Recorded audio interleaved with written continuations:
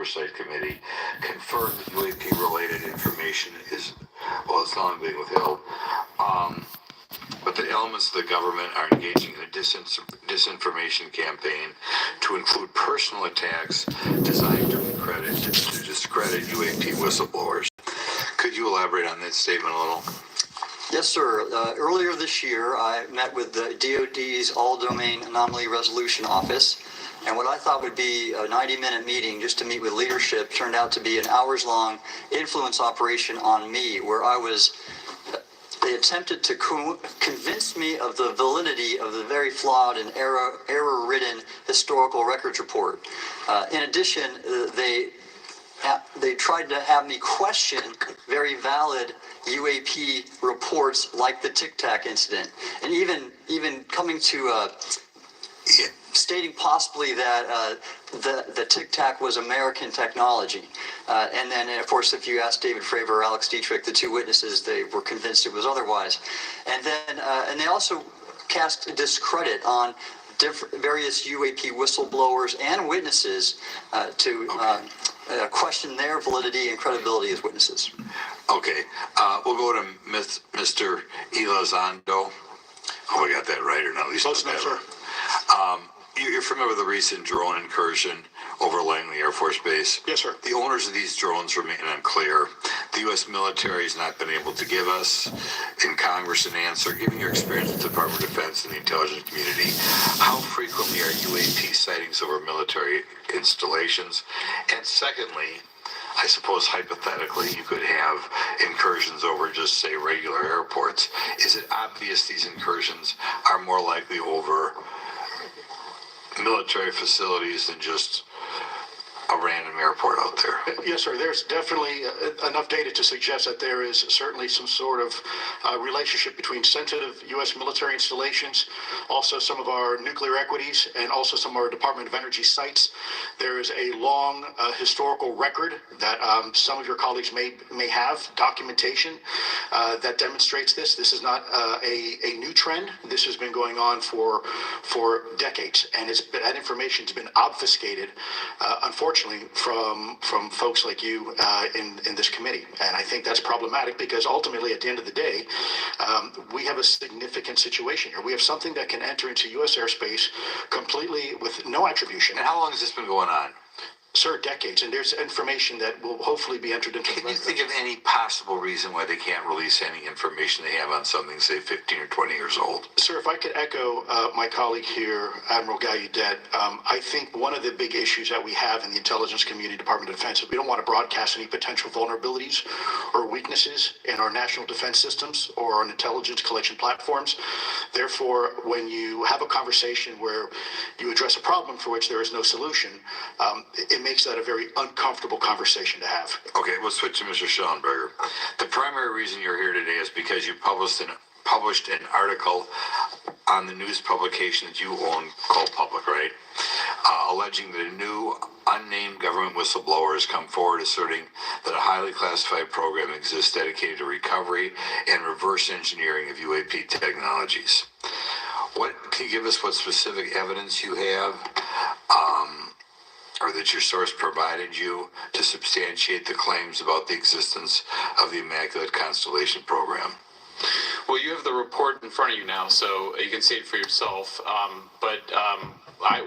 I checked the report, and I did not find it based on existing cases. It was new cases for me. I hadn't found anybody. So that answered for me that it was not obviously circular reporting, which is one of the big concerns in this space. I also had the name of the program confirmed by more than one additional source. So yeah, and then of course I checked to make sure that the source was who they claimed to be. Okay.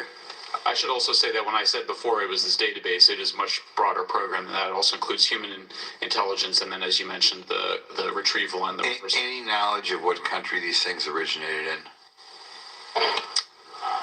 No, I have no idea. Okay. Okay, I will now recognize Mr. Burchett for 5 minutes of questions. Thanks, Chair Lady. Our question name is consent to enter into the record documents provided to us regarding legacy UAP programs and psychological operations. Lou Elizondo. So ordered. I also want to thank my buddy Jeremy Corbell for providing these documents and access to some whistleblowers. Mr. Elizondo, what is your last position with the federal government? Sir, I was the Director of National Program Special Management Staff, managing a White House Special Access Program on behalf of the National Security Council. How would you characterize UAPs? An enigma, sir, and a frustration. We are talking about technologies that can outperform anything we have in our inventory. And if this was an adversarial technology, this would be an intelligence failure eclipsing that of 9/11 by an order of magnitude. Are there classified Department of Defense materials related to UAPs that you believe could be safely disclosed to the public without compromising national security? Yes, sir, I do. I would never, ever try to endorse providing some sort of information that could compromise what we call it blue force technology or capability. But I do believe there's a lot of information regarding this topic, and I've been very vocal about it, that should be shared not only with the public, but most importantly, with members of Congress. Are you familiar with my friend David Grush? Absolutely, sir. I had the privilege and honor of working with him myself several years ago at U.S. Space Force. Last year, as you know, he testified that the U.S. has run a multi-decade UAP crash retrieval and reverse engineering program. Would you agree with that? Yes, sir. Are there UAP programs operating without proper congressional oversight? 100%. What are they? Unfortunately, sir, I would have to have that conversation in a closed session. I know you said that. A lot of people are frustrated with those kind of answers, but we're asking those kind of questions so you all know what the heck we're up against. You also mentioned in your opening statement that the Pentagon's Public Affairs Office employs a psychological operations officer as the singular point of contact for UAP-related inquiries. Why the heck would they do that? Sure, that's a great question. I would ask the Pentagon. There's a long history here of that individual providing misleading and false information to the public through various news outlets and media outlets in order to discredit this topic. I've personally been victim to it. We have the documentation to substantiate where this information has been absolutely inaccurate, that has been provided time and time again. And it turns out that that individual was also working with former leadership of Aero at the time as well. And we punish them by giving them multi-million dollars more than they ask for every year. Admiral Gallaudet, you mentioned in your opening statement on an email you received from the operations officer of the Fleet Forces Command regarding unknown objects almost colliding with U.S. military planes. Did anyone respond with knowledge of what the objects were? I received no response, sir. Did the exercise get canceled? The exercise did not get canceled. Why do you think the commander of Fleet Forces operations officer never discussed the incident again? Sir, I'm speculating because I didn't have an exchange with him, but I believed it to be part of a special access program, the information and the video, which we have known now it was, and he realized he couldn't share that openly with the recipients of the email, and therefore the email was pulled from everybody's account. Again, tell us what happened to the email from the commander of Fleet Forces. The day after I received it, and all the other recipients received it, which were all the subordinate commanders of U.S. Fleet Forces, so 1- and 2-star admirals, including strike group commanders, the email was wiped or deleted from our accounts. Okay. And then no one talked about it. All right. Have you specifically had any experience with submersible objects? Sir, I've no personal experience, but I've had witnesses on submarines come to me and say they've seen on sonar data.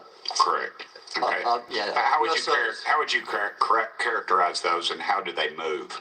The one instance that was revealed to me was in the 80s on a nuclear-powered submarine, a ballistic missile submarine, that the object exhibited the characteristics of a Russian torpedo in terms of its speed of movement and closing rate with the submarine, and then it slowed and followed the submarine slowly in its wake for a period of minutes, and then rapidly exited the scene. And nothing that we know of, and technology-wise, could replicate that. And the speed of these objects was faster than anything that we have or anybody else has that would be manned. Is that correct? Yeah, it was on the order Underwater. of a torpedo. So Yes, sir. Yes, sir. But as it exited, Well, I don't exactly know how fast a torpedo is, but I expect it does better than my old outboard Scott Atwater, so I'll take that as a yes. Okay. Have you experienced any experience with the All Domain Anomaly Resolution Office, ARROW? Yes, Congressman, as I mentioned previously, I have met with them. Okay. You heard Mr. Elizondo describe psychological operations for those contacting the Department of Defense about UAPs. You mentioned a similar influence operation by Aero. Why are federal agencies invested in running information operations about UAPs if they do not exist? Yes, sir. But I'll make a statement on Aero's behalf. They have new leadership. The office has reached out to me to meet again, and I take that as a good faith effort, and we'll see where that goes. Thank you, Chair Lady. I've run over. Thank you. Thank you, Mr. Tennessee. I would now like to recognize Mr. Higgins. You're the king of Tennessee. Mr. Higgins, you're recognized for 5 minutes of questions. Thank you, Madam Chair. Mr. Elizondo, Mr. Schellenberger notes in the report that we've been given for this hearing. I believe, Mr. Schellenberger, let me shift you, the author of this report. I'm sorry, sir, I'm not the author of. Mr. Schellenberger, are you the author of this report? No, I was not. Name on it. No, Do you know the author? I do. You do. And how would you estimate that madam or gentleman, the author? The person is a current or former U.S. government employee. And it states here that this is the public version of the author's report. Yes. So where might one find the non-public version of the author's report? I don't know the answer to that. Would that be with the Department of Defense? I don't know. But you do know the author. I do. You know what the author's sources were? The author's sources are described in the report. These databases, the Immaculate Constellation. Right, but you expressed some confidence in the sources. I would. Earlier in testimony, you expressed confidence. So do you know those sources? I do. Are they within the Department of Defense? I can't say. You can't say or you won't say? I won't say. Okay, why not? Because I protect my sources, and I think they're But rich. you're not naming them. It's a big department, but many of us on my side of the aisle would say it's far too big. So you're talking about the Department of Defense, sources from within the Department of Defense? I'm not willing to reduce the potential universe of where my sources might be. Okay, moving on. In this report, Mr. Elizondo, for reference, several types of allegedly alien craft or possibly alien craft or unknown aerial phenomena, what we used to call UFOs, are described. Spheres and orbs, discs and saucers, oval or tic-tac, triangular shape, boomerang and arrowhead, and irregular or organic. Mr. Elizondo, does that summarize to you the types of craft that we're discussing today? Sir, that is a general morphology, historically speaking, of Okay, UAP. so those descriptions are very different craft. Is it your assessment that they would come of different origins? It's possible, but it's also could be in a sense a matter of utility. And let me just state for the record, I never read the report that or the article that Mr. Schellenberger put out. The reason That's a good point. We're just referencing it. Yes, sir. For descriptive purposes for the American people. Mr. Schellenberger, in this report, it's just striking to me that regarding the descriptions of experiences with these various craft, several of them include biological effects and several do not. Are you familiar with what I'm talking about? Yes. Okay, so spheres and orbs, triangular craft, and irregular or organic craft include some descriptions of biological effects, including feelings of unease, electronic device malfunctions, long-term psychological effects such as anxiety or insomnia have been noted, feeling of being watched, a shared awareness with the triangle craft, and under the irregular and organic craft, biological effects include physical sensations of warmth or cold and unexplained smells, and psychological distress. So these are very specific descriptions of the reactions of human beings, which allegedly have been noted from a study here, a report. All of those experiences would have been described by the sources that the author used. I'm not sure I understand. This is a very broad description of biological effects, and it's striking to me that they are present with relation to some types of craft, but right. absent in others. This would require a great deal of research and study. Can you explain that? My understanding is that this is the database is very large. It includes both the images, the videos, the still images, as well as the human intelligence, the reports, the raw data from individuals having these experiences. So in answer to your question, yeah, I mean, I think we're looking at a very large amount of data collected over many decades.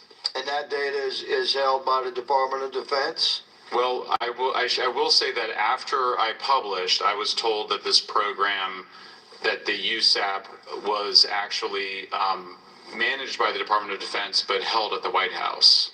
Roger But that. that's a single source, and I don't have multiple sources to verify that.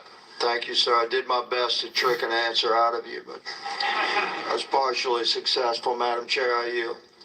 Thank you. I now recognize Mr. Frost for 5 minutes of questions. Thank you, Madam Chair. In addition to serving on this committee, the Oversight Committee, I also serve on the Science, Space, and Technology Committee, where we often discuss how essential data and evidence are used in science and used at departments such as NASA.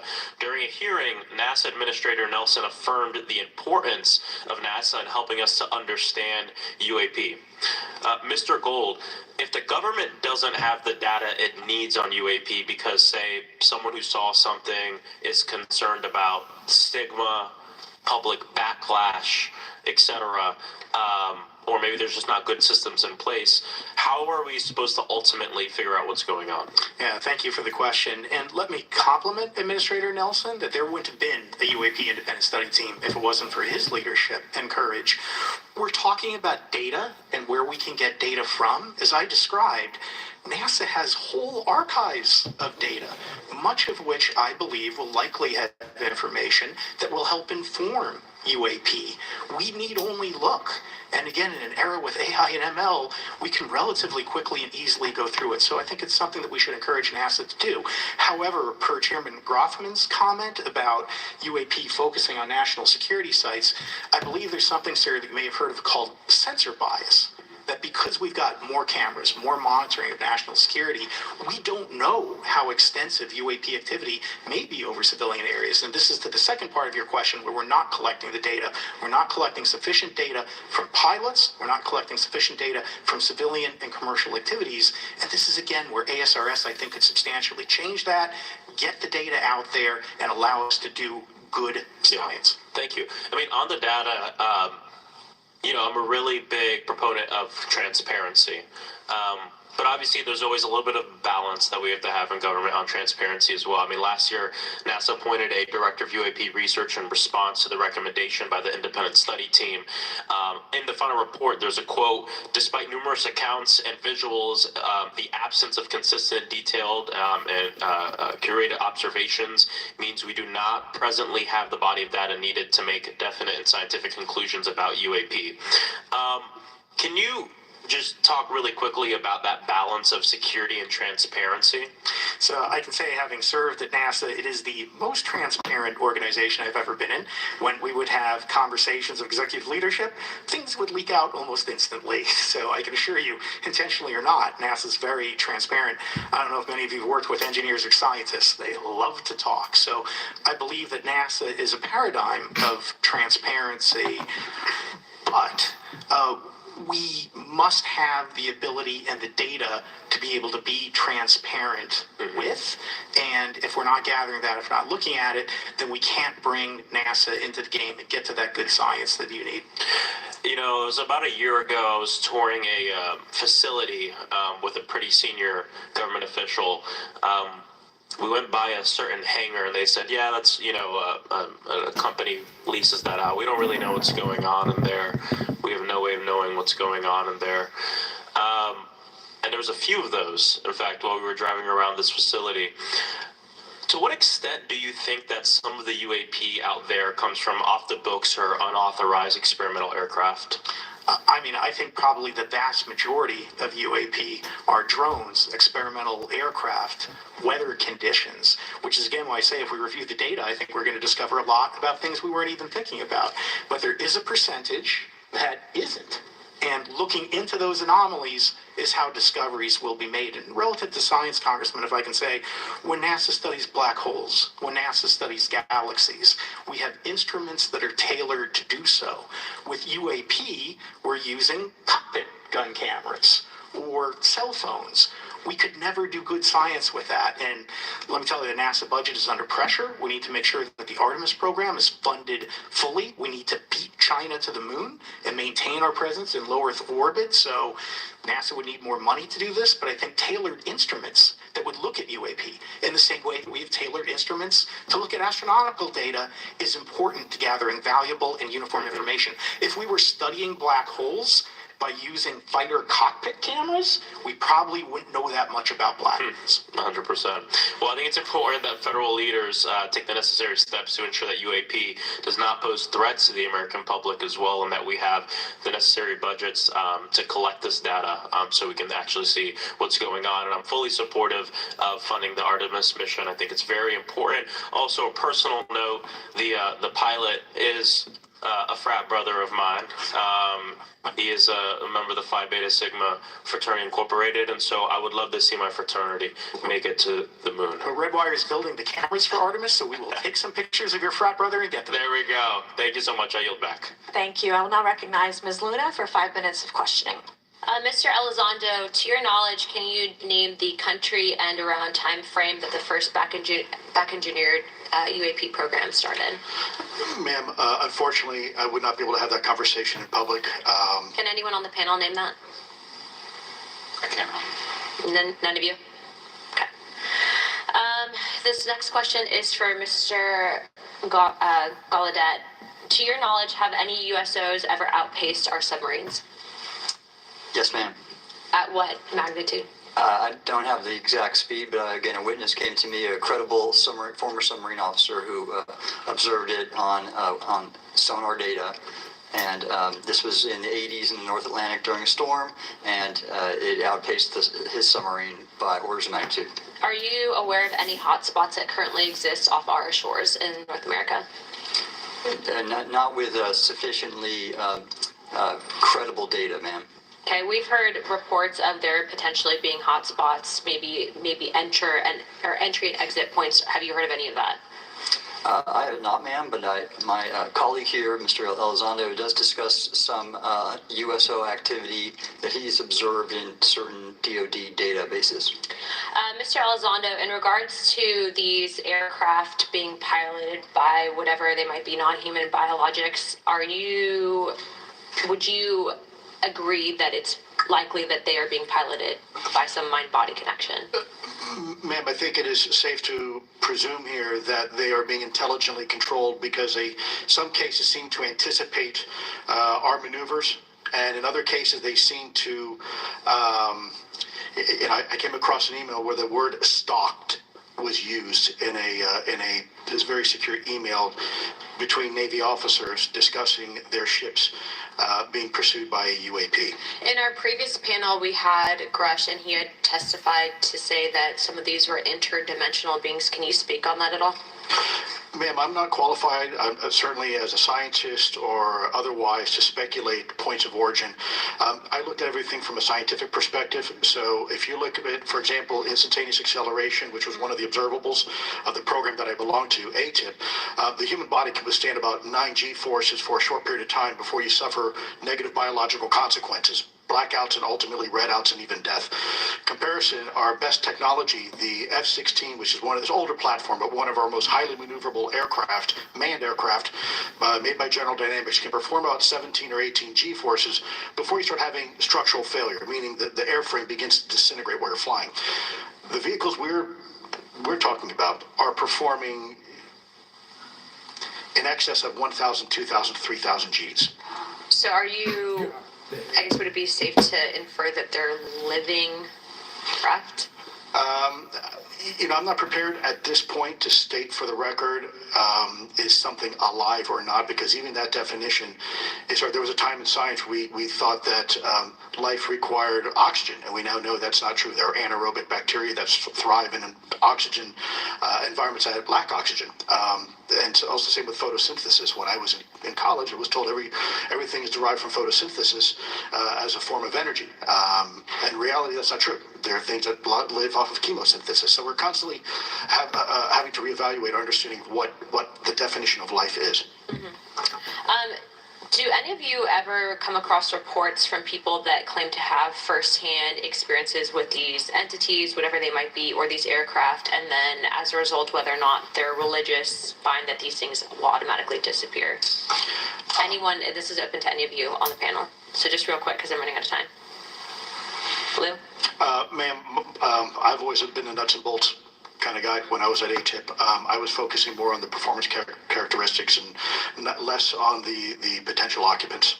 Okay, the reason I ask is because it seems like, just based on our conversations, that we've had people that say that there are good and bad of whatever these things are.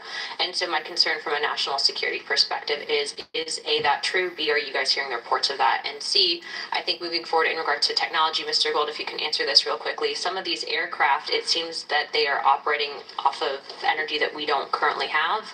But just yes or no, in your opinion, if we were able to obtain that, would that impact humanity for the better or negative? Would certainly save us some money on funding on Artemis. Definitely. And this is a national security issue, that if there is such technology out there, we're not the only country that might have access to it. We don't want to be on the wrong end of technological surprise. Okay. Thank you guys for your time. All right, thank you. I will now recognize Mr. Garcia for 5 minutes. Thank you, and I apologize for stepping out. My governor is here upstairs, so I'm trying to get in between meetings, so I apologize for that. I want to just start by just asking everyone on the panel or witnesses, and I had a chance to read all the testimony before, but just to set the agenda, just if we can go down real briefly, do you believe, just for the record, that the federal government, any part of the federal government, is knowingly concealing evidence about UAPs from the public? Yes, sir. 100%. Yes. Yes. Thank you. I also want to just go down the line. I know many of you have already said this, but just for the record again, just briefly, what do you believe UAPs could be or are? Strong evidence that they are non-human, higher intelligence. I echo my colleague's comment, sir. Genuinely do not know. Don't know, but we must find out. Okay, thank you. I appreciate those answers, gentlemen. I think this is obviously another remarkable hearing with just really important information, so I thank all of you for answering the questions. Admiral, I just want to go back to one thing. Now, last year, our subcommittee heard from 2 retired Navy pilots, Lieutenant Ryan Graves and Commander David Fravor, regarding UAPs. Actually, I think Ryan is here in the audience and been a great person to get to know and to have conversations with. He, of course, has been involved in the Safe Airspace for Americans Act with Chairman Graves, with Chairwoman Mace for UAP reporting by civilian aviation personnel. Can you discuss briefly why it's important for civilian pilots to be able to report UAPs and why these legal protections are critical for national security? Yes, Congressman, thank you. And I did invite Ryan Graves as my guest, as I'm on his advisory board for the Americans for Safe Aerospace, and legislation that you supported and introduced, I fully support as well. And I think it's important that more civilian pilots, commercial pilots, report so we can better understand and learn and do research on UAP, as well as remove the stigma so more citizens report on what they observe. And also, it'll only contribute to aviation safety when we have a better understanding of where these UAP are, how they operate, and at what frequency and what capability level. So it's important for aviation safety, and it'll be important for moving science and research forward. Thank you, sir. And I just want to reiterate to my colleagues, I mean, this is a very bipartisan piece of legislation, and we just got to continue to get this through the Congress, and it's incredibly important that civilian pilots have the opportunity to safely report the UAPs that they are seeing or encountering in the air. And I can't express how critical this piece of what I believe is a larger collection of evidence and facts actually happened. We've been approached by pilots. I've talked to folks that have been engaged with our office and others, and there is still enormous stigma. And essentially, we don't have a system where folks are feeling free to be able to report what they're seeing. And so I just want to reiterate that advocacy. Mr. Gold, in your testimony, you discuss NASA's aviation safety reporting system, a confidential, non-punitive reporting mechanism. In the Safe Airspace for Americans Act, we explicitly allow for civilian reporting, of course, of UAPs. Can you explain why the NASA task force recommended the use of the aviation safety reporting system? The aviation safety reporting system is an existing system that is trusted, that has taken hundreds of thousands, now millions of cases. And again, recognizing budgetary constraints, this seemed like the perfect way to be able to gain more data. And when it comes to the stigma, sir, it's something that pilots are used to reporting on, that crew is used to reporting on. So it's a great way to get data, to overcome the stigma without spending really that much more additional money since the system exists. Thank you so much for your support of that. Thank you for what Ryan Graves does. This is a common sense means to expose the truth of UAP for the purpose of this hearing. Thank you. And I just want to also add, now earlier this year, as part of the House Defense Authorization Bill, the NDAA, I filed an amendment to include the UAP Disclosure Act, which would create a UAP Records Review Board and exercise of eminent domain over UAP-related material, modeled actually on the JFK Assassination Records Collection Act, which is widely known. Now, the amendment was blocked, but thankfully the Senate included the amendment by Senator Rounds and Schumer for the UAP Disclosure Act. So I just again want to say that we should be pushing and ensuring the UAP Disclosure Act, which is bipartisan in its support, should move forward. And if I could just briefly, particularly Admiral, can you just briefly, as I close my time, explain why the UAP Disclosure Act would be critical for us and our national security? Thank you, Congressman. Yes, I believe the UAP Disclosure Act is important for national security, as well as advancing potential socioeconomic benefits resulting from UAP research, as well as public safety, as we referred to previously regarding aviation. And this act will allow for greater transparency and open research, and that's why I'm also a member of the UAP Disclosure Fund as an advisor, as in the Sol Foundation as an advisor, senior strategic advisor, which is advocating for the same. Thank you very much. I yield back. All right, thank you. I'd like to recognize Mr. Biggs for 5 minutes of questioning. Thank you, Madam Chair. Thank you for holding this committee. Thank you to the witnesses. Admiral, the video that is called the Go Fast video, the email that you've talked about being deleted, I just want to briefly cover this. You said that the email, the author was asking whether any of the recipients were aware of the classified technology demonstrations that could explain the objects that were observed. And then you said the email disappears. Then you guys have a series of meetings. The commander of fleet forces and his operations officer never discussed the incident again. Is that right? Is that accurate? That's accurate, sir. And even during weekly meetings, it was never discussed again. My question for you is, you were in those meetings. Did you personally hear that nothing was going on about that? Yes, sir. I was in those meetings. And did you make inquiries about that? No, I did not, because I inferred, since I had been read into other special access programs, that this UAP video was part of one that I was not read into, or any of the recipients, or the author of the email, and that an intelligence agency basically pulled it back and instructed the author of the email, hey, this is, you just conducted what they call spillage into a lower classification level, and when that's done, the procedures are basically to remove any of the communication. You're going to silo it. So, and you, Mr. Elizondo, you said in your report and your testimony today, the government work on the UAP subject still remains classified. Excessive secrecies led to grave misdeeds against loyal civil servants, military personnel, and the public, all to hide the fact that we are not alone in the cosmos. Fair? Yes, sir. All right, and all of you, and Mr. Schellenberger, by the way, I've read several of your books, Mr. Schellenberger, excellent stuff. What I would say, too, is you were asked about the veracity of the author of this report. You comfortable with the veracity? Yes. Okay. And then, and I'll get to you in a second, Mr. Gold. We'll talk about Kuhnian and Lakatoshian scientific advancement and how we're obviating that through these processes. But we'll get to that in a sec.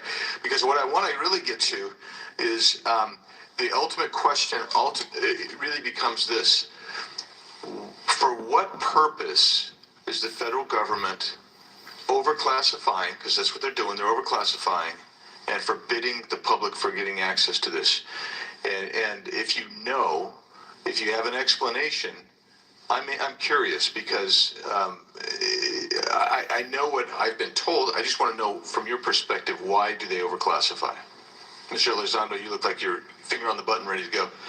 Yes, sir. Forgive me. I think there's several reasons. I think at the time when this reality became evident to the U.S. government, we were in the middle of the Cold War with then Soviet Union, and we did not want to tip our hands to what our knowledge base was on this topic. We did not want to broadcast that to the Cold War's long over. It is, sir. It is, sir.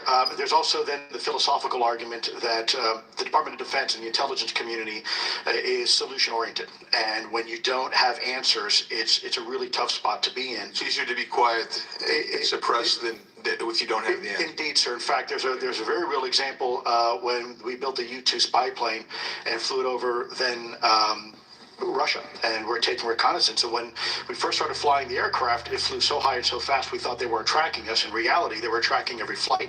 It wasn't until the Russians could develop the SA-2 surface-to-air missile and successfully shoot it down. I would suggest to you also, along with Lakatos and Kuhn, you also have a problem with Kenneth Arrow's path dependence or increasing returns. That's one reason why they won't disclose it. It's too painful to admit. But I just want to read a couple things from Mr. Schellenberger's what he gave to us today, because I think this is interesting stuff, and I just want to convey this to you. On USG networks, there exists infrared footage of and imagery of a grouping of vessels engaged in SIGINT and massive collection at night in a specific area of the Pacific Ocean. This footage, which was in close proximity to the vessels, a large equilateral triangle UAP suddenly appears directly over the ships. These three bright points are seen at each bottom corner of the UAP, which is observed to slowly rotate on its horizontal axis. And he goes on to describe that. And I just want to read one more, and I'm doing this because I think it's interesting. This stuff is interesting as anything. So let's get this one here, right here. While performing a routine airspace surveillance and control mission in the Eastern Air Defense Sector, an F-22 fighter observed multiple UAP contacts at mission altitude. Moving to intercept the F-22 pilot noted multiple metallic orbs slightly smaller than a sedan hovering in place. Upon vectoring towards the UAPs, a smaller formation of the metallic orbs accelerated at rapid speed towards the F-22, which was unable to establish radar locks on the presumed hostile UAPs. The F-22 broke trajectory and attempted to evade, but was intercepted and boxed in by approximately 3 to 6 UAPs. And then I'll leave that there, but because I just have no more time left. Well, she's not looking. So let's just get into let's get into to part of this. I thought I would be saved by the bell. No. Let's talk about Kuhnian, Lakatoshian type of scientific development. And the problem that we have here is you have institutional blockage of what would be normal development of scientific ideas. And if you want to expand that, Mr. Gold. We're over time, so be very fast, please. I'll just say I'm a recovering attorney, so please take it easy on the science. But all breakthroughs have been heretical at first, and that's the challenge that we face, particularly with something as extraordinary as this, which is why gathering the data is so important. And I'll just end by saying, by the way, the overclassification of material is in no way limited to UAP. That is occurring throughout the government, as well as the inability to get people classifications in a timely and efficient manner, and then to have those classifications be broad enough to be useful. So this is a larger issue that I hope that Congress will look at. Thank you. Thank you, Mr. Biggs. I've been generous. All right, Mr. Burleson, I'll recognize you for 5 minutes of questions, please. Thank you, Madam Chair. Mr. Elizondo, does any branch of the United States government or defense contractors possess technology?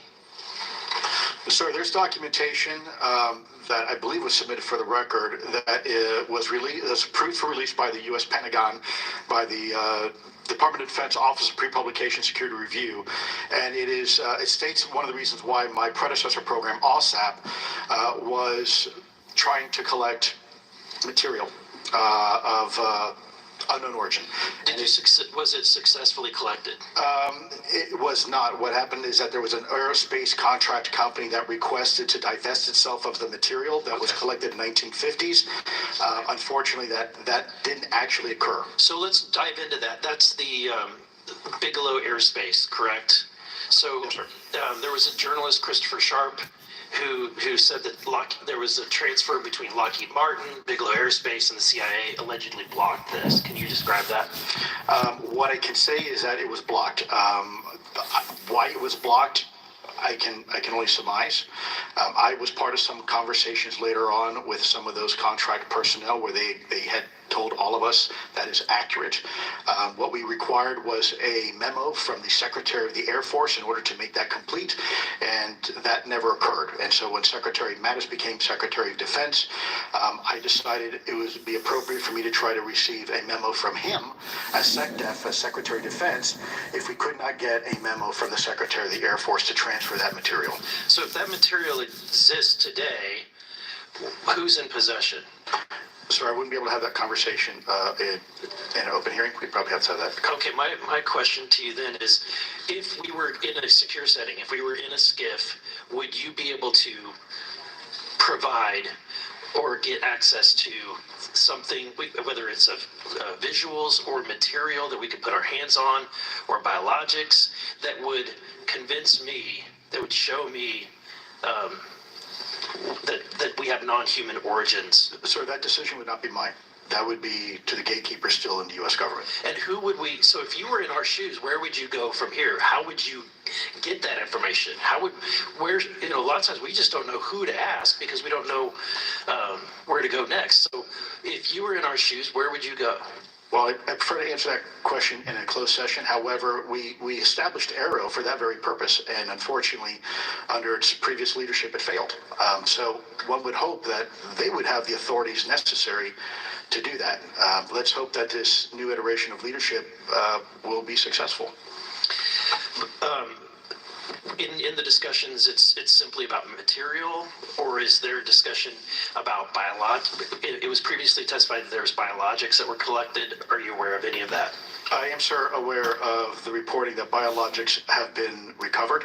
Again, my focus was more nuts and bolts, looking at the physical aspects of these phenomena, how they interacted around military equities and nuclear equities.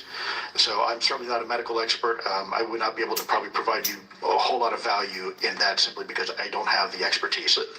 Was anything described as that we have possession of bodies? Yes. Is it multiple types of creatures, or? Sir, I couldn't answer that. I can tell you anecdotally that it was discussed quite a bit when I was at the Pentagon. The problem is the supposed collection of these biological samples occurred before my time, in fact, before I was even born. And was this part of the Lockheed Martin discussion, or was this the biologics is a completely separate?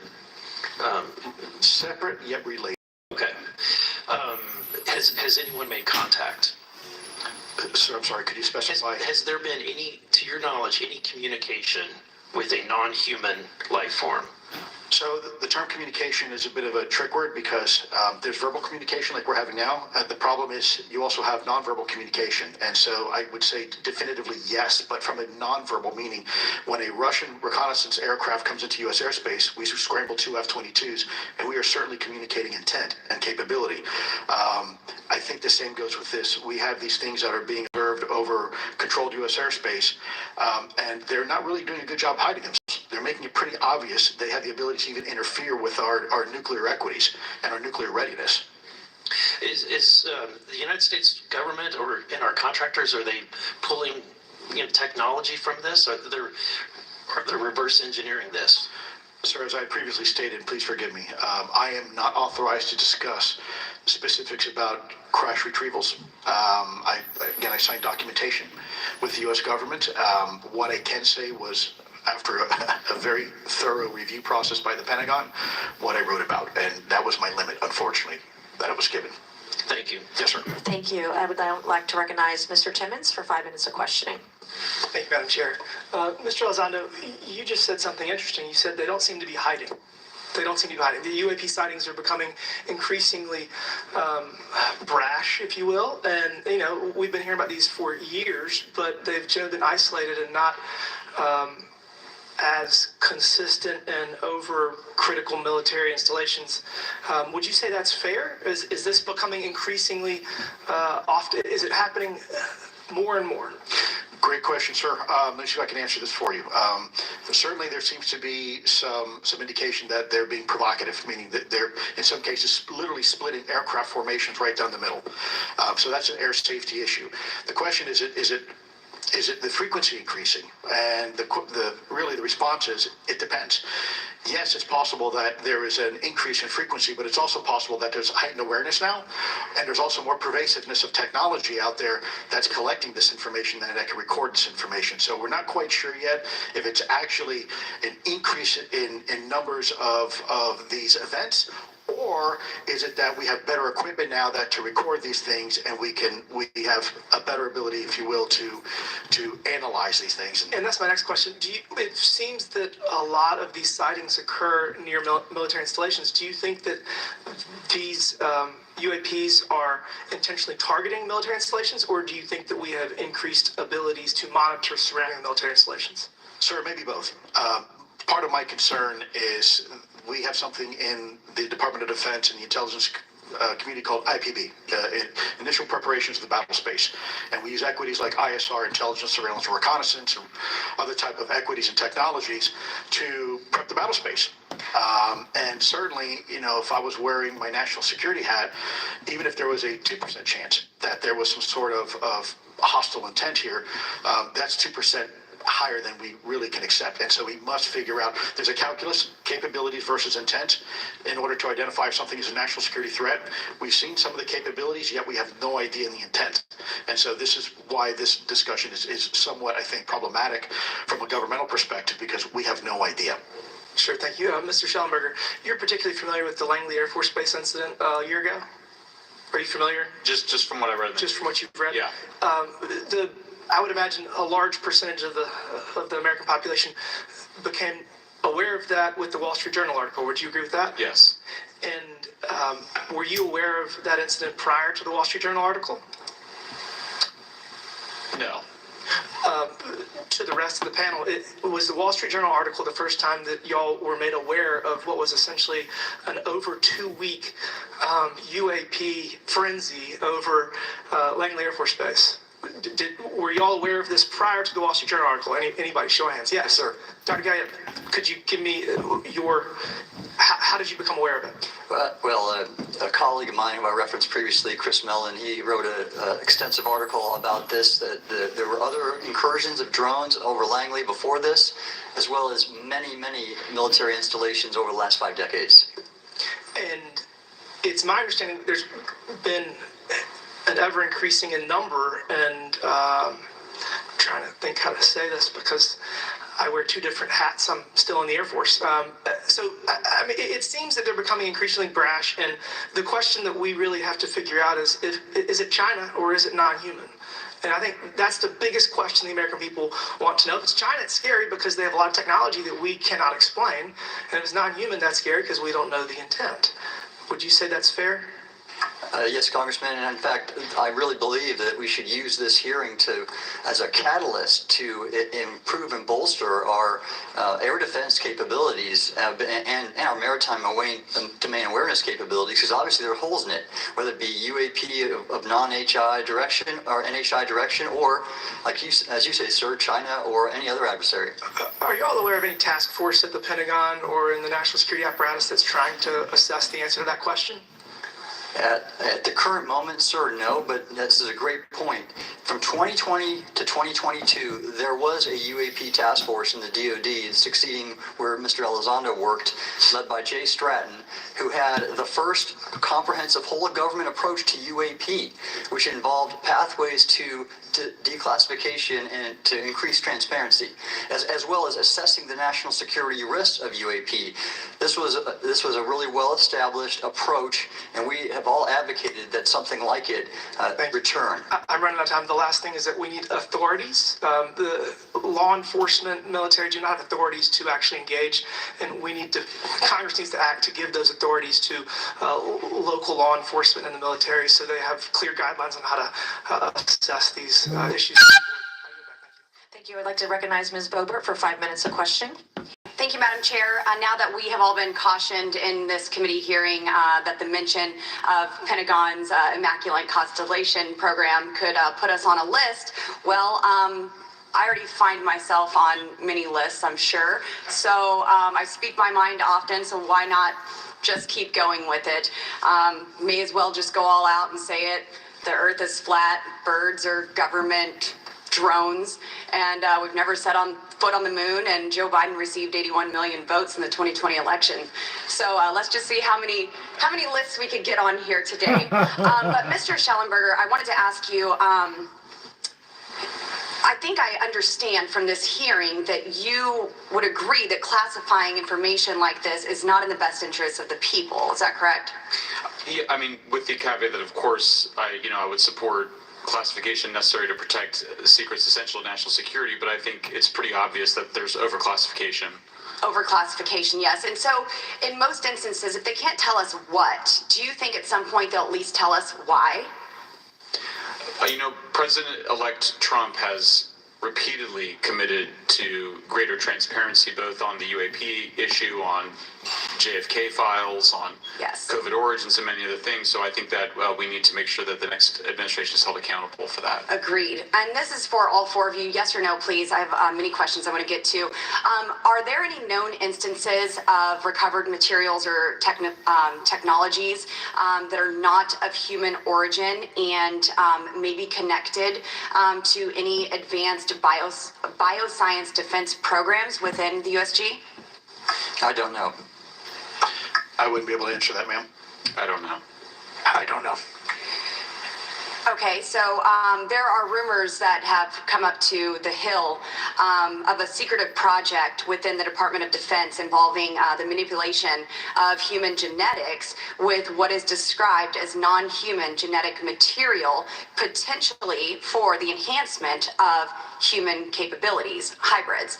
Are any of you familiar with that? Yes or no? No, ma'am. I am not, ma'am. I'm not. No, ma'am. Okay, I would like to know, with Immaculate Constellation, how does this relate to UAP activities, Mr. Schellenberg, in oceanic environments? Are there any instances where the Navy or other maritime forces have encountered UAPs that could not be explained by known technology or natural phenomena? Yeah, the Immaculate Constellation covers both terrestrial and oceanic, and there's actually a number of cases described in the report that occur in the ocean.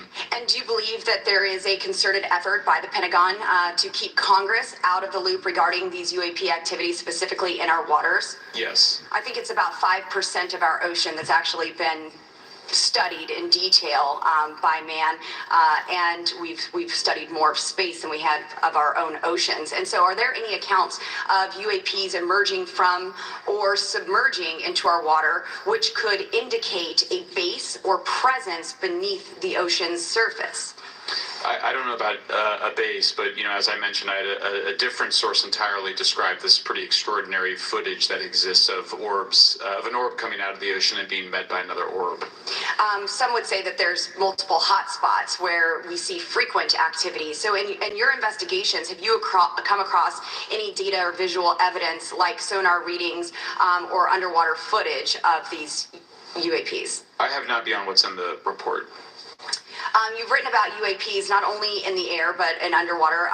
Are there any specifics on what you've learned about the UAP activity in our oceans? Particularly, have you spoken with sources who have provided any evidence or eyewitness accounts of these UAPs interacting with our naval forces or being detected by our underwater surveillance systems? Nothing beyond what's in the report and in the specific case that I mentioned with the orb. And so this report says it all. There's no other information that we are aware of regarding the activity within our waters. I have other sources that have told me that have shared a significant amount of information, but they're not comfortable with me sharing it at this point. Okay. Are there any technological capabilities observed in these oceanic UAPs that seem to defy our current understanding of physics or our engineering capabilities? It seems like they all do. Yes, I would agree with that. My time is up, but I do appreciate your bravery, your courage for coming here and speaking today. And it seems like there's still some questions that we need answers to, and we will not relent until we get those to the American people. Thank you all. Thank you. I move to allow myself and the ranking member 5 additional minutes for questions without objection, so ordered. Mr. Elizondo, were you read into the Immaculate Constellation program? Ma'am, I would not be authorized to confirm nor deny the existence of any ongoing or past program, especially as it relates to a special access program, either by name or trigraph. Okay, and then does the U.S. government or private contractors, do they work with other foreign countries, China, for example, to exchange data, quote from a source, that intelligence data about UAP? Let me see if I can answer that a little bit more generally, ma'am, if I may. We do have foreign material exploitation programs.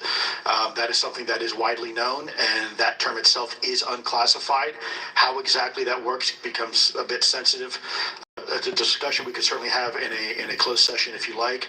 We do work with international partners and allies quite often, not just in military exercises and workups, but in other intelligence efforts as well. In terms of material that's given to private contractors, is certain material given to certain contractors because of their experience? So, for example, if it's related to submerged and undersea propulsion, would it go to a general contractor like General Dynamics?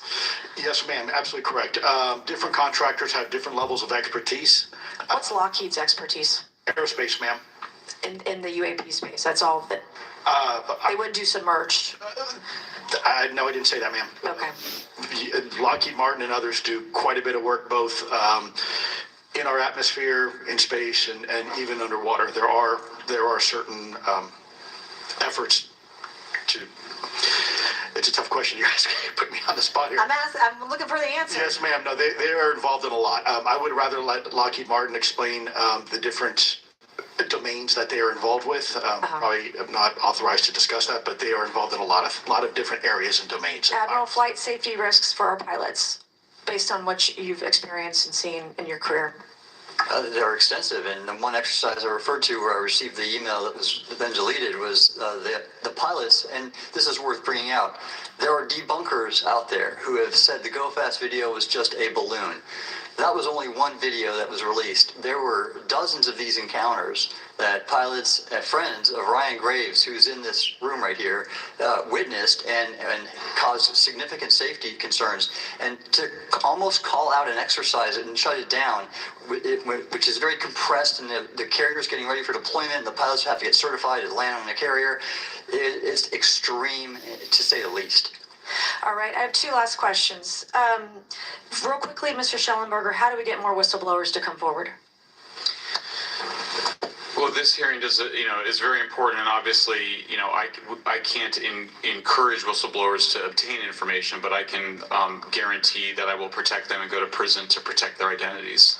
Okay. Come to me. Yes, sir. Okay, my last question. The first hearing we had on this, I'd never been briefed on UAPs or what they were, biologics, non-human, etc. How would you define, each of you, my last question, how would you define non-human biologics, non-human intelligence? What are we actually talking about? I don't think it's a stretch when you look at the diversity of life on this planet and the size of this universe to think that there would be more diverse, higher order, non-human intelligences throughout the universe. And that's probably what's visiting us. I would take the scientific approach. The definition would be the ability to react to a stimulus in a manner that requires an intellectual thought process. I just don't know. I think we must be modest in our assumptions that we're looking for intelligence that could be biological. It might not. Non-biological, but what non-biological intelligence, what does that mean though? Artificial intelligence. ML, machines, we assume that all intelligence would be like us. And every time we look out in the universe, we are humbled relative to what we don't know in terms of the forms of intelligence and what it may take. I can assure you, I probably can't ask you your question, but I think the ultimate answer is going to surprise us all. And then Mr. Garcia, you had a few closing remarks. I know we're about to get hit votes here, so I'll be brief. Just, I want to thank you all for being here. I want to thank Chairwoman Mace especially for holding this important bipartisan hearing. And I want to thank all the committee members that are interested in this topic. I think our commitment to all of you and all the folks that have contacted us, and certainly to the advocates and the pilots, is that... All right, we're going to interrupt this hearing really quickly. Let's listen in to the newly elected leader of the incoming Republican-controlled Senate, John Thune. Our national security. I'm excited to get to work with this team right away, and I want to thank colleagues who placed their faith in me to serve as leader, and to those who were supporting another candidate. I promise to be a leader who serves the entire Republican. To all my people who are watching, I want to thank you for watching what we just saw. I really appreciate it. Thank you. I really want to appreciate it, but I'm going to keep this playing for now. Thank you again. I can't thank you enough. Thank you.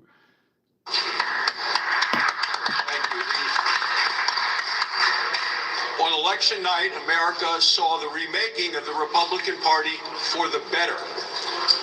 This election was about the answering to the question of, are you better off now than you were 4 years ago? And the American people said no.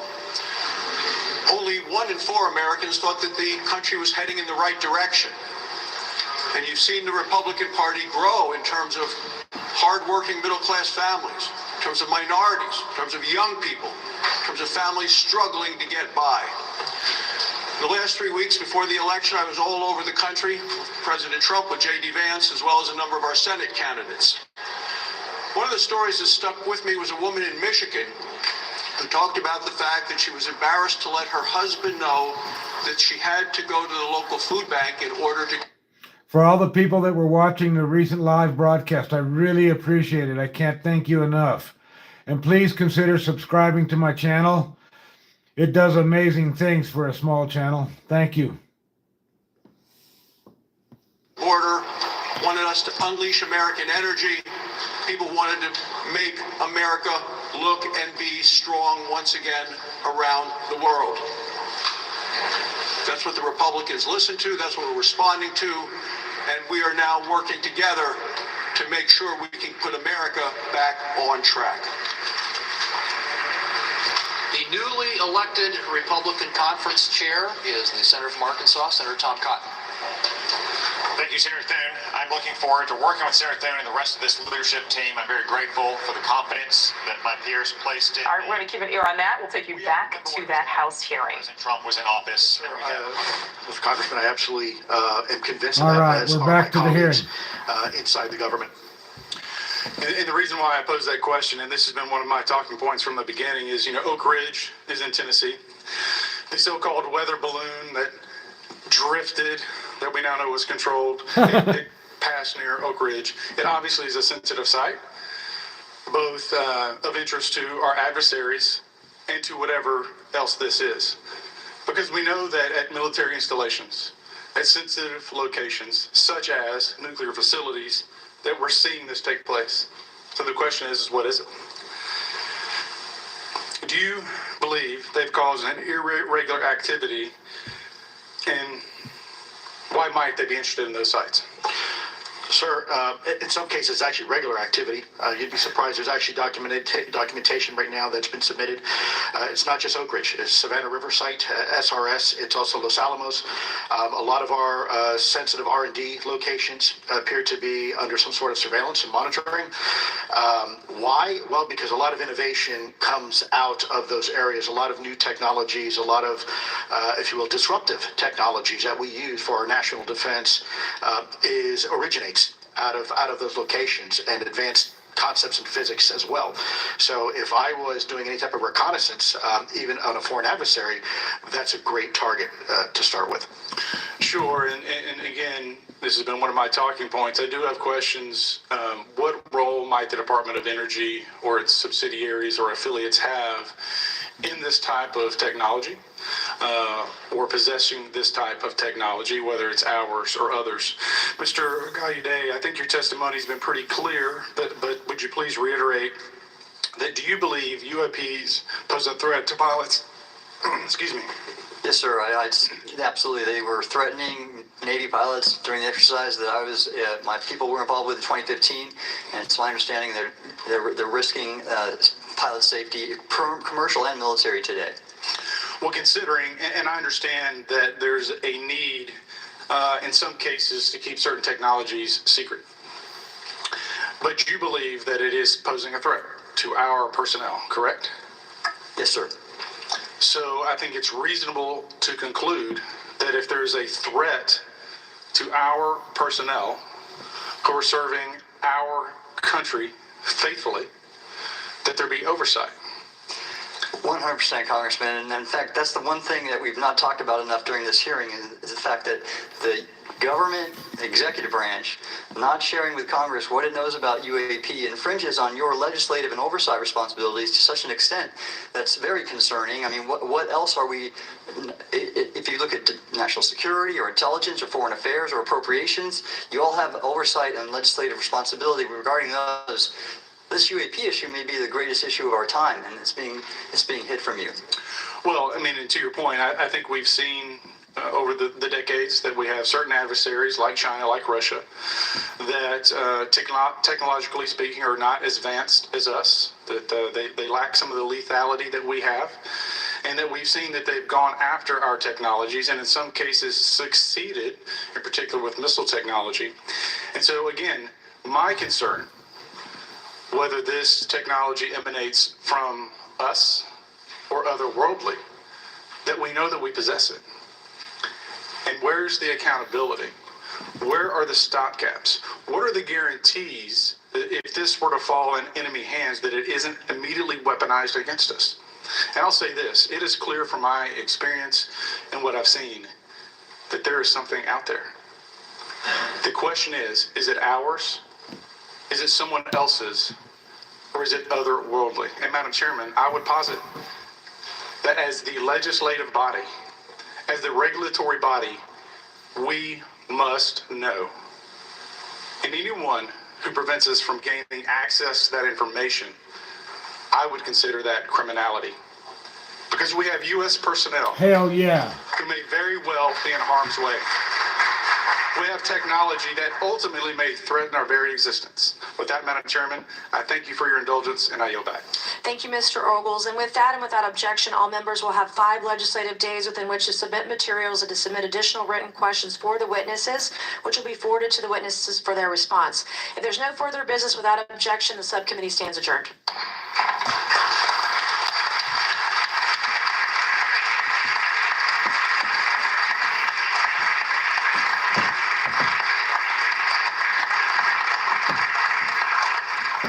We've just been listening into the House Unidentified Anomalous Phenomena hearing.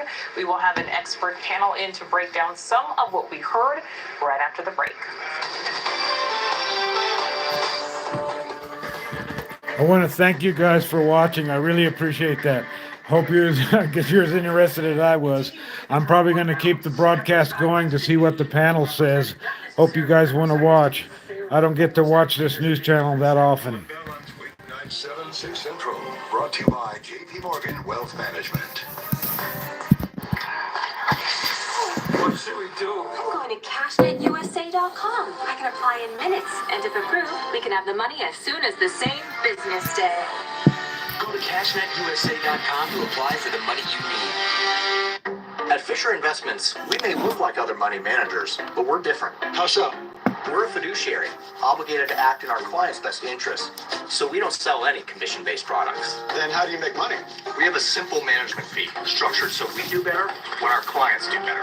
The clients really come first then, huh? Yes, we make them a top priority by getting to know their finances, family. Sorry about the commercials. That's the price I pay. Thank you guys for sticking with me. At Fisher Investments, we're clearly different.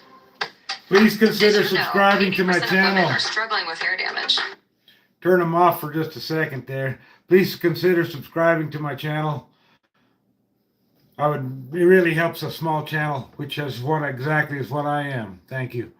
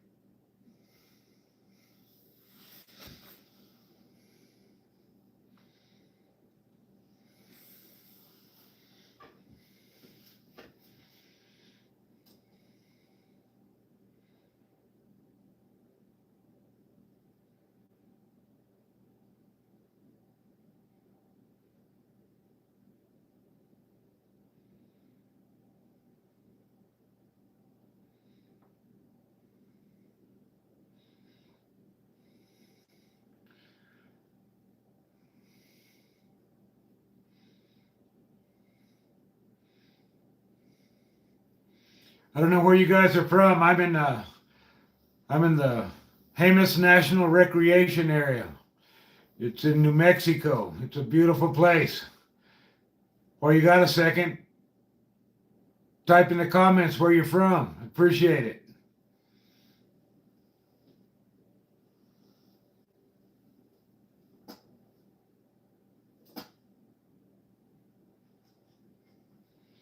We live in northern New Mexico. We just got 2 foot of snow a couple days ago. We live in a national recreation area. We feel blessed to live here. I guess here we go. UAP crash retrieval programs, yes or no?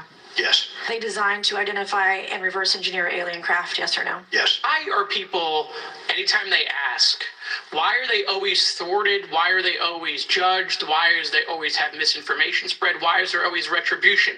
Why is it always met with an ear? What's the why? If it doesn't exist, why is it such a problem? This issue in particular has been very difficult where, again, even to attempt to study it becomes problematic. Specifically said the document said you can't talk about crash retrieval. Well, you can't talk about Fight Club if there's no Fight Club. Correct. What reason would the Department of Defense possibly have for not releasing information that's over 20 years old? I don't think there's any good reason to withhold information and important data. Fortunately, sir, I would have to have that conversation in a closed session. I know you said that. A lot of people are frustrated with those kind of answers, or we're asking those kind of questions, so you all know what the heck we're up against. All right, there was a lot to dig into. We're going to bring in our expert panel on that. But first, let's listen into today's White House press briefing. That is Karine Jean-Pierre there at the lectern. Just last week. We will have an orderly transition and a peaceful transition of power. With that, as you can see, I have the National Security Advisor with me, Jake Sullivan, who is going to preview APEC in Peru and also G20 in Brazil. The president is going to be leaving tomorrow, as you all know. And Jake, the floor is yours. Thanks, Karine, and hi, everybody. I'm going to make some brief comments about the president's trip that he leaves on tomorrow, answer a few questions because I know the issue you are most interested in is hearing from Karine about the meeting. So I will not dally too long up here, but I think it is important to lay out the president's trip here over the next several days. Tomorrow he travels to South America. His first stop will be Peru for the APEC summit, the Asia Pacific Economic Cooperation Summit, and then he'll go on to Brazil for the first ever presidential trip to the Amazon, and then to the G20 summit in Rio de Janeiro. At APEC, the president will reinforce America's leading role in the Indo-Pacific, and over the last 4 years, he has markedly enhanced our strategic position in this vital region. Many of y'all ever seen a gun like that? Alliances to AUKUS, to the Quad, to the historic trilateral with Japan and Korea. And with respect to that trilateral, he will meet with President Yoon of South Korea and Prime Minister Ishiba of Japan to celebrate the historic cooperation between our three nations and discuss the importance of institutionalizing the progress we've made so that it carries forward through the transition. While in Lima, President Biden will also meet with President Xi Jinping of the People's Republic of China. This will be the third in-person meeting between the two leaders since President Biden came into office, and their final meeting as presidents. They previously met, as you know, in Bali in 2022 at the G20 summit, and at Woodside, California, near San Francisco in 2023 on the margins of the APEC summit, which was exactly 1 year and 1 day ago. And throughout his time in office, President Biden and his team have worked to effectively and responsibly manage the competition between the United States and the PRC. The president's approach on the PRC has prioritized investments in sources of American strength at home, including growing the middle class and ensuring that America maintains its industrial capacity and its innovation edge in fields such as semiconductors and artificial intelligence. He has strengthened our alliances around the world, and especially in the Indo-Pacific. He has boosted American deterrence, and he's ensured that America remains the partner of choice for countries both in the region and across the world. President has also taken common sense measures to advance our national security and protect our most sensitive technologies, to prevent them from being exploited or used against us by the PRC, including through significant new export control measures. At the same time, the President has demonstrated that the U.S. and the PRC can manage our differences and prevent competition from veering into conflict or confrontation. And he's done that by ensuring the maintenance of open lines of communication at the leader level, at the military-to-military level, and at every level of our respective governments. And we've also worked to advance cooperation where our interests align, including on counter-narcotics and climate change, which is what the people of our two countries expect and what the world expects. And this meeting between President Biden and President Xi will be an opportunity to ensure a smooth transition and also to continue to keep those channels of communication open, including those especially critical military-to-military channels of communication. Of course, in Lima, President Biden will also meet President Boluarte of Peru to mark the strength and durability of our bilateral relationship with Peru. After that, the President will travel to Brazil, and he'll start with a historic stop in the Amazon to underscore his personal commitment and America's continuing commitment at all levels of government and across our private sector and civil society to combat climate change at home and abroad. And this has been obviously one of the defining causes of President Biden's presidency. While in Manaus, in the Amazon, President Biden will visit the rainforest, engage with local leaders who are working to preserve and protect this critical ecosystem. And as I noted, this will be the first ever visit of a sitting U.S. president to the Amazon. President Biden will then travel to Rio de Janeiro to participate in his fourth and final G20. I hope he don't get ate by the there will be issues whatever the hell ate his sustainability uncle, whoever got there, finance for wait infrastructure, for him to go out. physical, digital, energy infrastructure around the world, and also dealing, obviously, with the major geopolitical issues of the day, from Ukraine to the Middle East. As you all know, All right, Jake Sullivan speaking there during today's White House press briefing. We are waiting to hear from Press Secretary Karine Jean-Pierre to talk about the meeting today between current President Joe Biden and incoming President Donald Trump. She will be taking questions from reporters, so we will be listening into that. But in the meantime, we're going to take a quick break. The two leaders have really built a strong... Whoa. News Nation Now is brought to you by Chase. Make more of what's yours. Oh, stay with us, folks. We'll be right back over here. See what these guys got to say. Oh, it's that same asshole. Okay. To have their final meeting together as presidents as well. So we've got a busy week Still ahead of us. live. With that, as I said, I'll take a few questions and then turn it back over to Karine. Yeah. Thanks again for doing this, Jake. In the run-up to the election, President Biden... We're going to go back to the UFOs. Listening to Jake Sullivan talking about Biden's upcoming schedule, obviously trying to focus on that and not really what was the historic moment inside the Oval Office today, which was Joe Biden sitting down with Donald Trump. His words were, "Welcome back." Much more on the historic meeting between President-elect Donald Trump and Joe Biden. And also, John Thune elected the new leader of the Senate. Stay with us throughout the day, and I'll see you tomorrow starting at noon Eastern. No come on. No talking down to me. Don't tell me how to think. Don't tell me how to think. Don't tell me how to think. Let's see. Tapped for the cabinet position, Secretary of Education. I did ask Oklahoma Superintendent Ryan Waltz, who you just saw there, about the job. He told me he is focused on the kids and the schools of his state and making Trump's plan a reality for all of them. So it is interesting because if you want that job, one of the goals you have to have potentially is to put yourself out of business. Right. Take the job, close a department, fire yourself. Congress wasn't on board last time, but of course we didn't have Trump in the presidency last time. I wonder if him at the helm could mobilize Congress actually to do this hard thing. He tried during the election, Brian, and I think my question for you is you had a lot of school choice on the ballot, but not all of those went through. So in many cases, it's a win, right? Get it out of the hands of the federal government, put it in the hands of the voters on the state. Voters on the state level can decide, in my state, do I want school choice or not? But when a few of them are failing, 3 rejecting, is that a setback?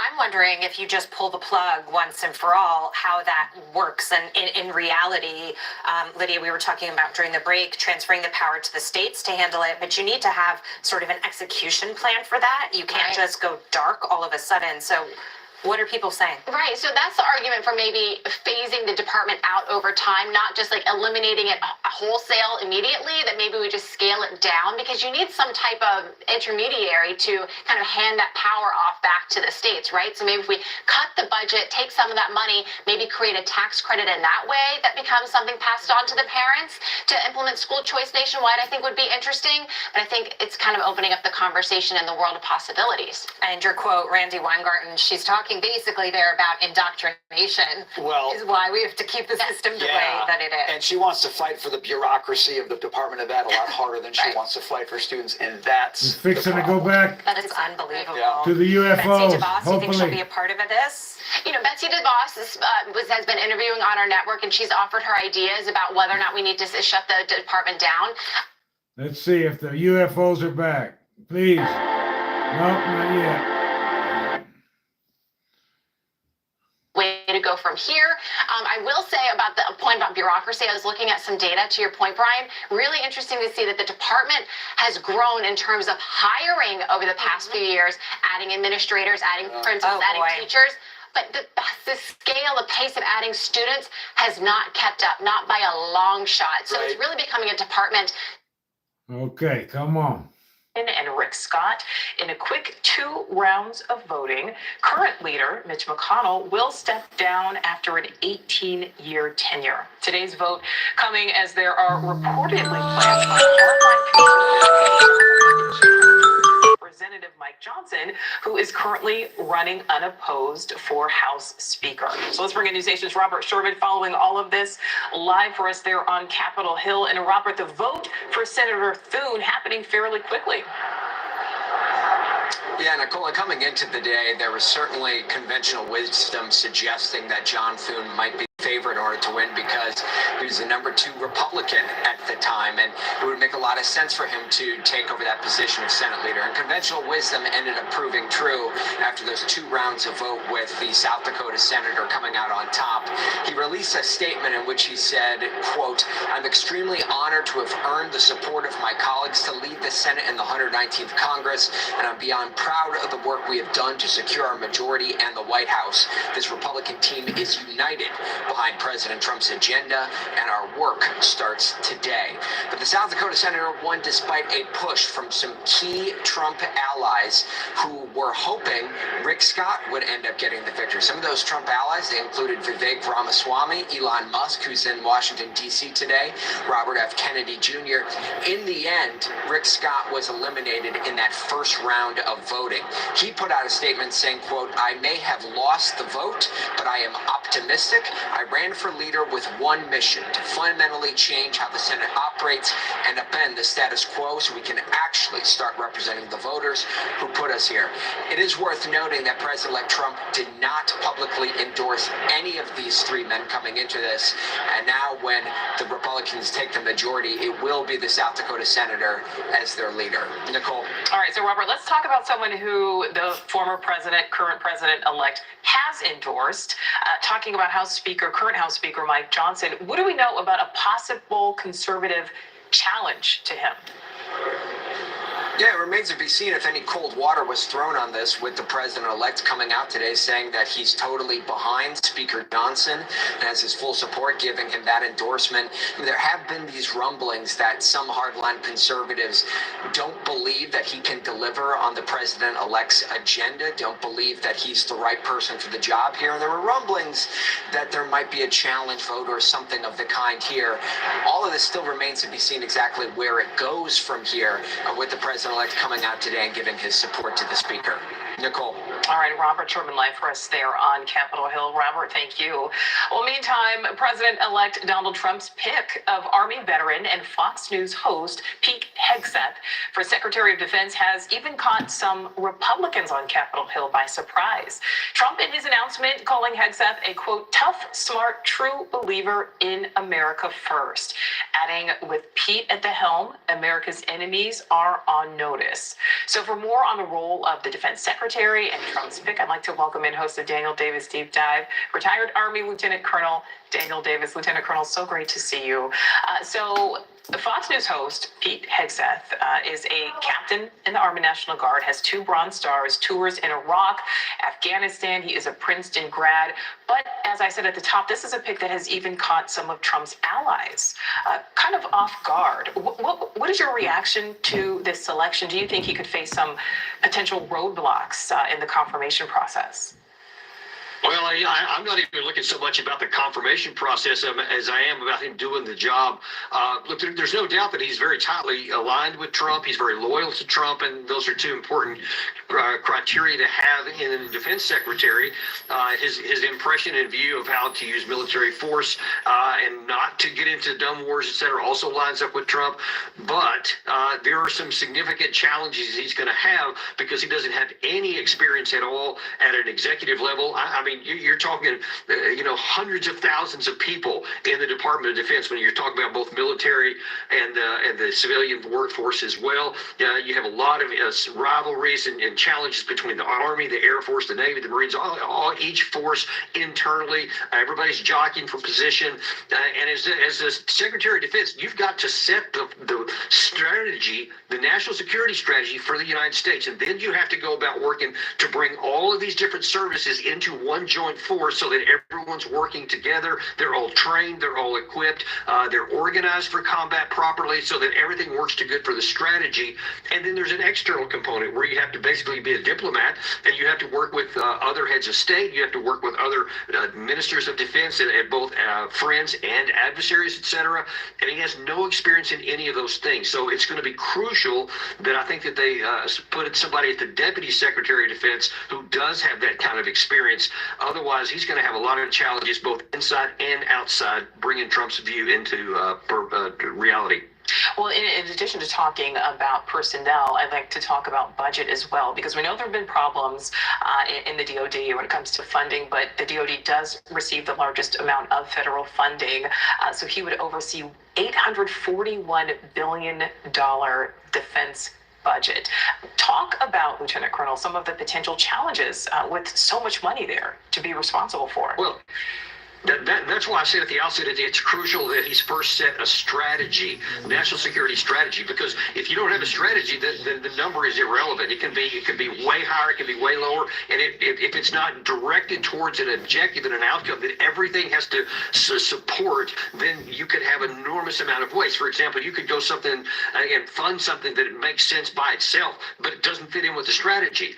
And furthermore, we have these troops all over the place, and Trump has said he wants to withdraw a lot of those, so we may not need as much for deployments overseas. I certainly hope that one of the first things they do is to withdraw our troops from Iraq and Syria, because as I've said several times on your all they are is a point of vulnerability. They don't actually defend us any. So you have to set the strategy first, but then, it's enormously difficult to manage that much money if you don't have that executive experience. And so really, there's just no way around it. It's important to have that guy at the top, but you also have to have the skills of understanding how to use that money and to make sure it's not wasted and is spent on areas that help national security. Well, this is something that's certainly getting a lot of attention to. The Wall Street Journal reporting that Mr. Trump is working on a draft executive order to establish a warrior board. It would give power to remove 3- and 4-star officers. I'd like to play a part of what he promised on the campaign trail. We'll get the resignations of every single senior official who touched the Afghanistan calamity to be on my desk at noon on Inauguration Day. You have to fire people. You have to fire people when they do a bad job. We never fire anybody. You got to fire them. Like on The Apprentice, you fired, you did a lousy job. All right, Lieutenant Colonel. So with this being a new idea, how do you believe this is landing, with your cohorts in the military? Well, obviously it depends on who you ask, because some people say, it's a terrible thing and it shows that they're interfering in the workings of the military. but he is going to be the commander-in-chief. He does have the right to fire or set aside or elevate anybody that he chooses within the military. That's actually his right as the commander-in-chief. And I have long advocated that people need to be held accountable. And when you have had general officers who have failed spectacularly, especially in some of these issues that were avoidable, nobody expects perfection, but when you make avoidable mistakes that cost people's lives or that cause missions to fail, then it's reasonable that you should be held accountable. That's been one of the problems all the way through this debacle. I first raised in 2012 about how we were being lied to by senior leaders. The Washington Post came out in 2018, confirmed that it was the case, and no one was ever held accountable for lying to the American people or leading us to that disaster. And I don't think that's healthy for the force. And even though they wouldn't like it, if there's a good process to get somebody removed from position because of their performance, I think that's healthy. All right, Lieutenant Colonel, you said something there. Nobody is expecting perfection. Going back to Pete Hegseth, he has said that God has used imperfect people when referring to the former president, now president-elect. I'd like to play a part of what he said. They hear the attacks from the media about who he is and his background, and they dismiss it and say God has used imperfect people forever because we're all imperfect. But what he has withstood is unlike what really any other mortal could understand. So, Lieutenant Colonel, what do you make of those comments? Well, I think it's a pretty big exaggeration to say that nobody else took any kind of a heat like President Trump. Every president takes heat. I assure you that Joe Biden would not concede that he didn't take a lot of heat. That just comes with the job. And obviously, we are all flawed people, and every one of us, the voters, the leaders, all of us. So we all got to make the best that we have with what we're given. But, I don't think there's any special category that President Trump had. And the former president-elect now, has suggested that his national security team would be tasked with reassessing the United States posture toward Ukraine, toward Russia, China, Iran, as well as the simmering conflict there in the Middle East. If confirmed, what could be the impact? Well, that goes back again to the issue with the strategy. If the strategy is set by the commander that I want to minimize these wars and I want to get these things off the table, then you have to organize the Department of Defense to meet that. For example, you don't want to have an organization that's going to have a lot of troops in the Middle East and a lot of troops in Eastern Europe if that's not what's in the benefit of the United States. If we wind that war down, then we don't need to have all those troops over there, and we need to have them redeployed to American soil so that they can be trained to fight in case we need them and to increase and strengthen our national security. So that will be one of the significant portions or tasks that the Secretary of Defense will have to do if Trump does move in that direction to end that war between Russia and Ukraine.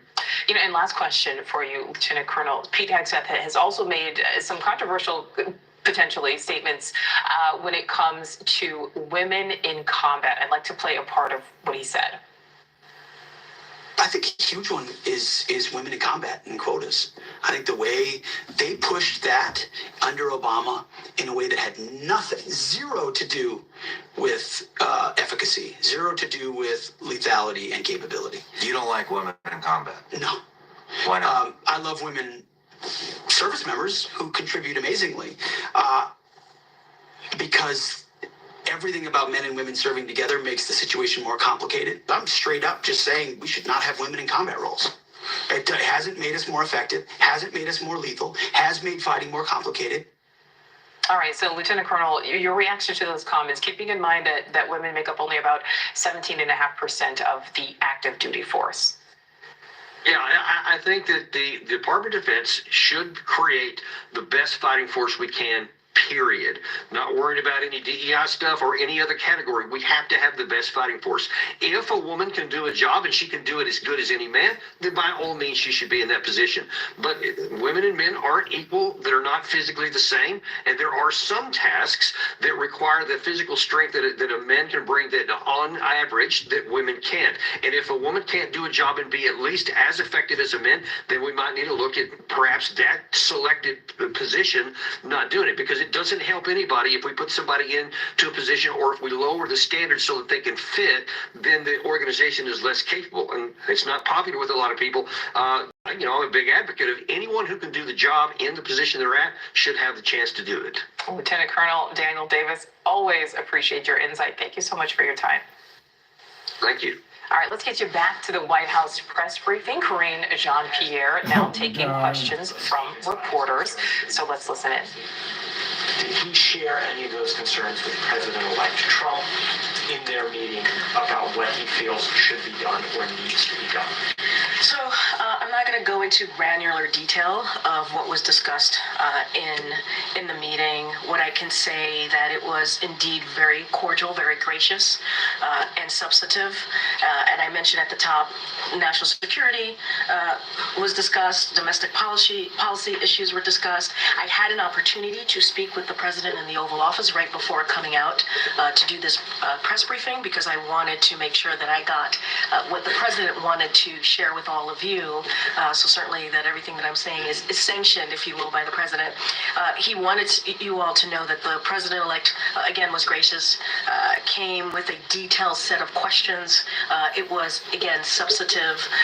But I do want to take a little bit of a step back here, because it's really important to note, and you're going to hear me continuing to say this over and over again, the importance of having a smooth transition, and the importance of having an orderly transition. The president respects the will of the American people and wants to make sure that occurs. That is what he believes the American people deserve. And so that is as far as I can go. That is what I am sharing with you from the president directly. And look, we're going to make sure, as Jake Sullivan was saying, that his team has what they need, right? They want to make sure that it is indeed an efficient, effective transition, so that we Sorry, I can't listen to her. I'm sorry.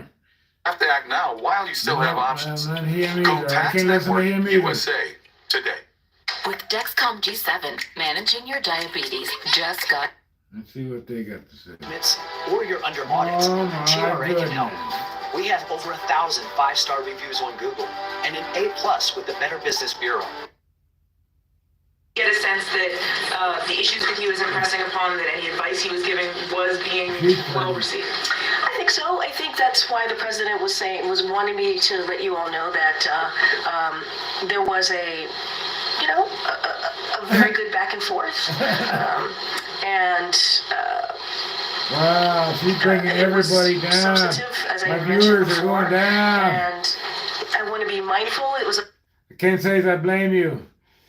I'm probably going to bring this to an end, but that's what we got. Here's my local news.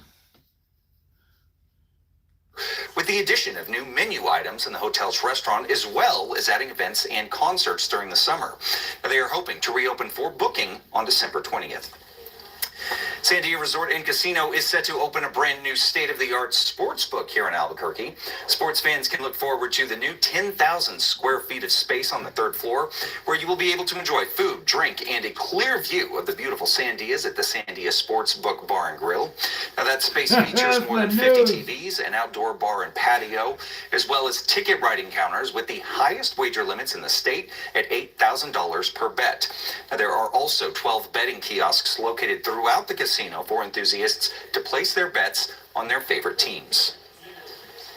Well, even though the last T-Rex died out more than 66 million years ago, this fellow right here is feeling the Christmas spirit. The Tyrannosaurus Rex at London's Natural History Museum debuted his new Christmas jumper and hat. Now, this is the 4th year that the new dino-sized sweater has been put on display. Museum officials say that it takes several people to dress the T-Rex, but thankfully, his sweater does have a zipper in the back, so pretty easy to put on. This reminds me, so my wife and I have one of those 12-foot skeletons, which we have kept up. And for all you that are watching, please consider subscribing to my channel. It does a small channel wonders, get some new subscribers. And I want to thank you. I'm bringing this live broadcast to an end. And I really appreciate your watching. And please subscribe. Thank you.